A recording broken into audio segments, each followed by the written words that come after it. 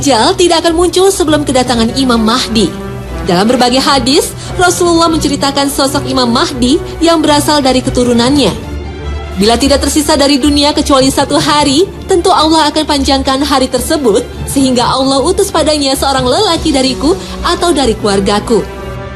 Namanya seperti namaku dan nama ayahnya seperti nama ayahku. Ia memenuhi bumi dengan keadilan. Sesuai dengan sabda Rasulullah, maka Imam Mahdi bernama Muhammad atau Ahmad dengan ayah bernama Abdullah.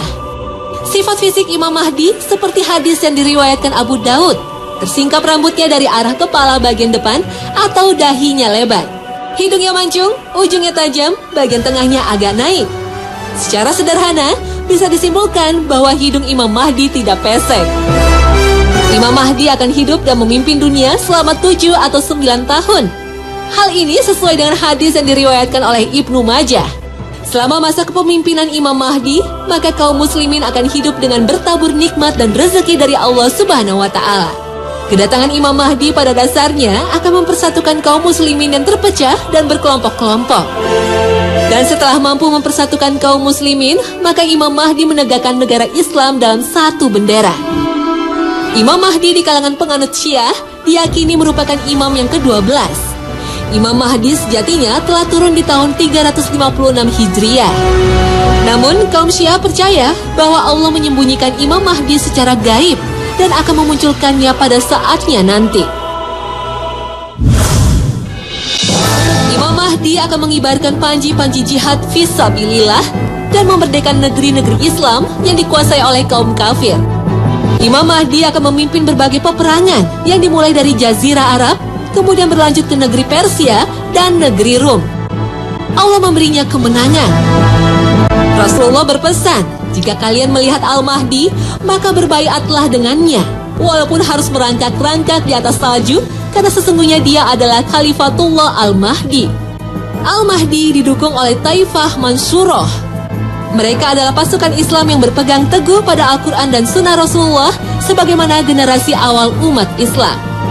Pasukan pembela Al-Mahdi ini disebut Ashabur Rayati Su'ud. Mereka memegang panji-panji hitam seperti bendera hitam yang dibawa pasukan Rasulullah. Dalam sebuah hadis disebutkan akan keluar suatu kaum dari arah timur. Mereka akan memudahkan kekuasaan bagi Al-Mahdi.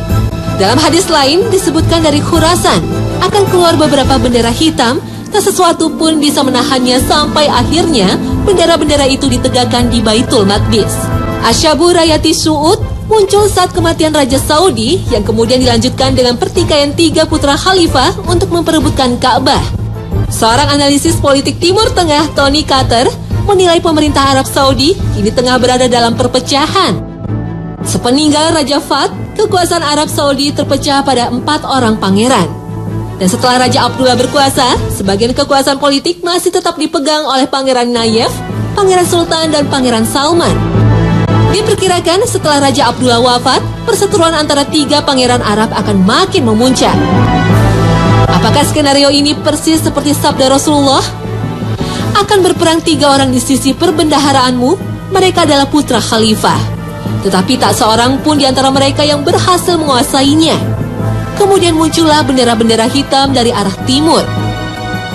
Lantas mereka memerangi kamu dengan suatu peperangan yang belum pernah dialami oleh kaum sebelumnya. Maka jika kamu melihatnya, berbaiatlah walaupun dengan merangkak di atas salju, karena dia adalah Khalifah Allah, Al-Mahdi. Siapakah sesungguhnya kelompok pembela Al-Mahdi yang disebut Ashabur Rayati Su'ud ini? Ketika turun surat Muhammad ayat 38, yang mengabarkan bahwa bangsa Arab suatu saat akan berpaling dari Rasulullah.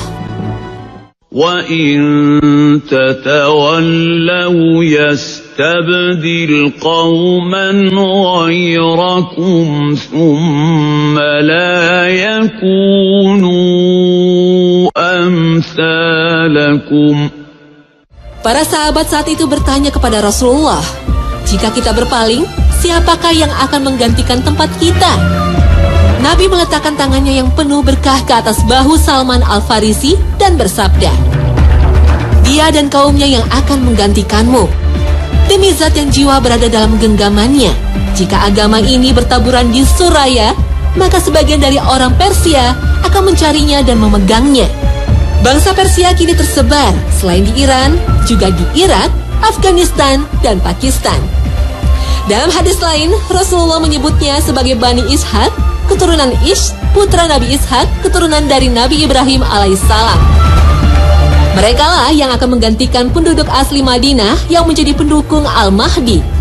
Mereka lah yang disebut oleh Nabi akan bertempur dengan bangsa Rum dalam peperangan yang dahsyat dan memenangkannya. Sebagian para ulama menilai kelompok Taliban di Afghanistan yang saat ini ditakuti oleh pasukan Amerika Serikat menjadi cikal bakal kelompok pendukung Al-Mahdi.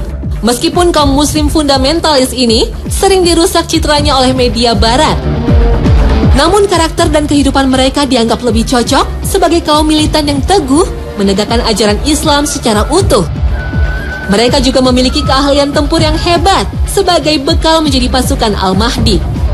Pandangan ini belum tentu benar, tapi belum tentu salah juga. Hanya Allah yang Maha Tahu siapakah sesungguhnya kaum yang paling berhak menjadi pembela Al-Mahdi. Wallahu a'lam.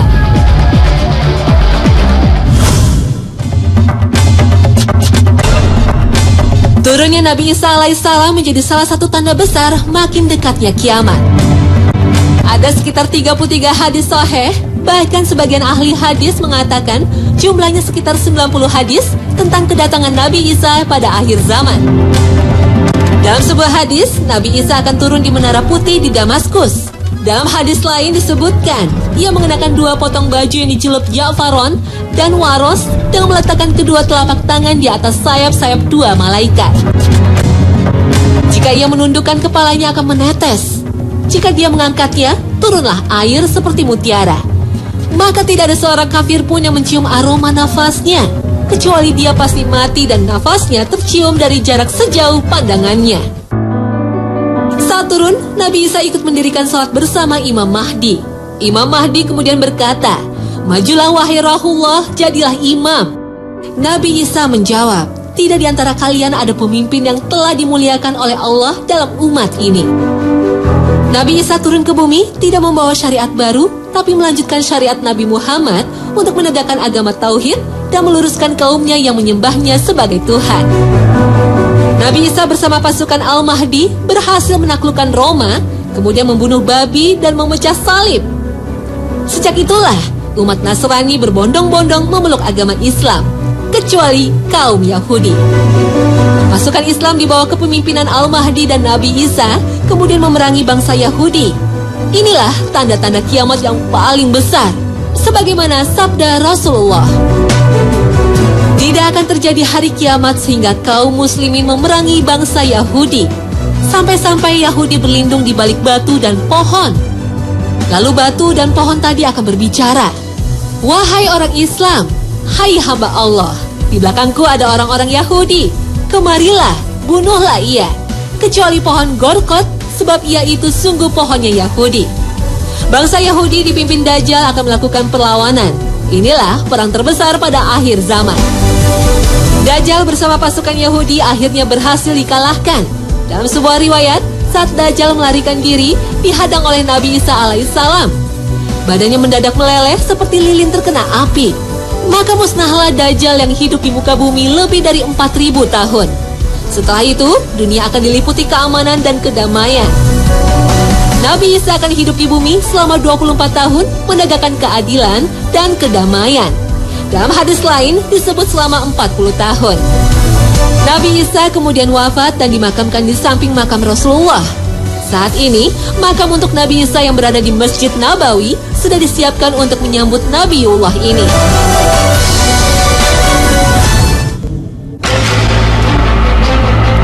Turunnya Nabi Isa alaihissalam ke muka bumi ini merupakan tanda yang jelas datangnya hari kiamat. Allah berfirman dalam surat Az-Zukhruf, وَإِنَّهُ لَعِلْمٌ لِلسَّاعَةِ فَلَا تَمْتَرُنَّ بِهَا وَاتَّبِعُونِ هَذَا صِرَاطٌ مُسْتَقِيمٌ. Dan sesungguhnya Isa itu benar-benar adalah tanda bagi hari kiamat. Karena itu, janganlah kamu ragu-ragu tentang kiamat itu dan ikutilah aku. Inilah jalan yang lurus.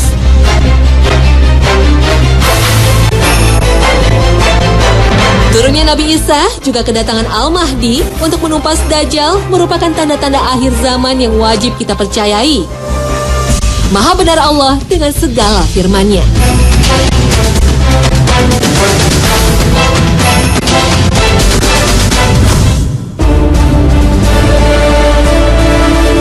Nah pemirsa, inilah akhir kebersamaan kita dalam 3 serial kiamat. Mudah-mudahan kisah kiamat dan tanda-tandanya makin menambah keimanan kita untuk selalu mempersiapkan diri menghadapi hari akhir. Terima kasih atas perhatian Anda dan jangan lupa untuk terus menyaksikan Hasanah yang akan menyajikan berbagai tema yang lebih menarik.